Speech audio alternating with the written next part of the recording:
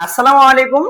HSC batch 2026 তোমরা এখনো যারা অর্থনীতি প্রথম পত্রের সাজেশন পাওনি তারা জিনিয়াস এডিটিং ফেসবুক পেজ অথবা ইউটিউবে দেখো। এই প্রত্যেকটা অধ্যায়ের মূল মূল টপিকগুলো দেওয়া হয়েছে এবং যেগুলো মাস্ট বি আসবেই আসার মতো সেগুলো দেওয়া হয়েছে। এখন আমি এইচএসসি অর্থনীতি প্রথম পত্রের 9 অধ্যায়ে কিছু টিপস দেই। আশা করি এগুলো পড়লেই তোমরা যেভাবে আসুক পারবে। এখন প্রথম টিপসটা হলো বা প্রথম টপিকটা হলো ভারসাম্য জাতীয় আয় নির্ণয় করো। ভারসাম্য জাতীয় আয়টা কি আবার? ওয়াই হলো জাতীয় আয়।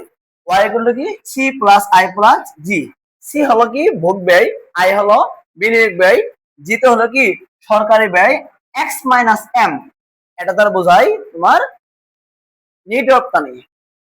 এক্সটা হলো এক্সপোর্ট অর্থাৎ কি রপ্তানি, আর এমটা হলো কি? আমদানি। এখন যদি বলা হয় মাঝে মাঝে দেখবে কি যে এখানে এক্স মাইনাস এম অর্থাৎ নেট রপ্তানি দেওয়া নেই, তখন তোমাকে এই সূত্র দিতে হবে অর্থাৎ ওয়াই ইকুয়াল টু কি? সি প্লাস আই প্লাস জি।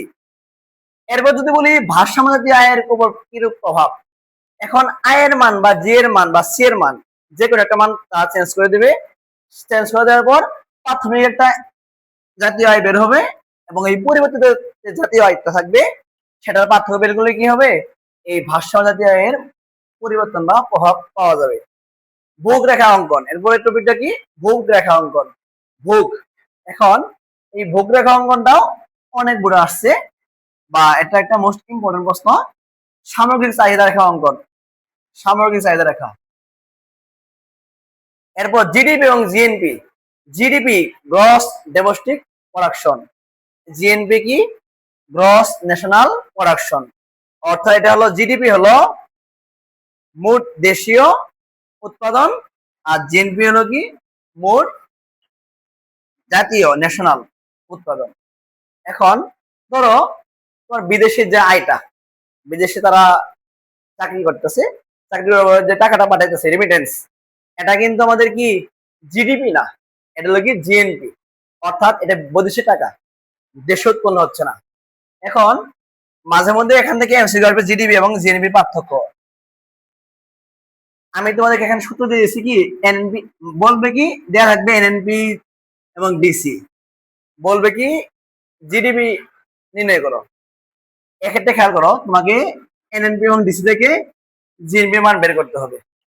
বের করার পর আমরা এখানে জিএনপি মান বসিয়ে দিলেই জিডিপি পাবো। অর্থাৎ জিডিপি সঙ্গে কি লেখা যায়?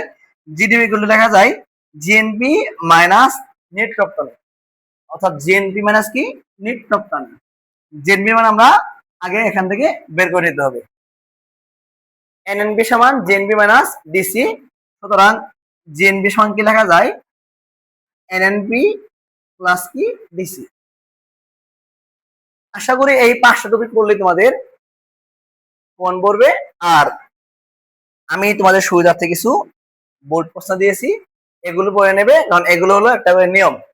যেমন ধরো Rajshahi board 2023, Jessore board 2023, Sylhet board 2023, Dinajpur 2022, দুইটা আছে, দুইটাই একটা হলো জিডিপি এবং জিএনপি নিয়ে। তাই এখনো যারা আমাদের সাজেশন দেখুনি তোমরা জিনিয়াস এডিট নিয়ে যুক্ত হয়ে যাও, ফেসবুক বা ইউটিউব থেকে দেখে নাও। আমি এর তথ্য নিচে দিয়ে দিচ্ছি বা কমেন্ট বক্সে তোমাদেরকে আমি ভিডিওর লিঙ্ক দিয়ে দিচ্ছি।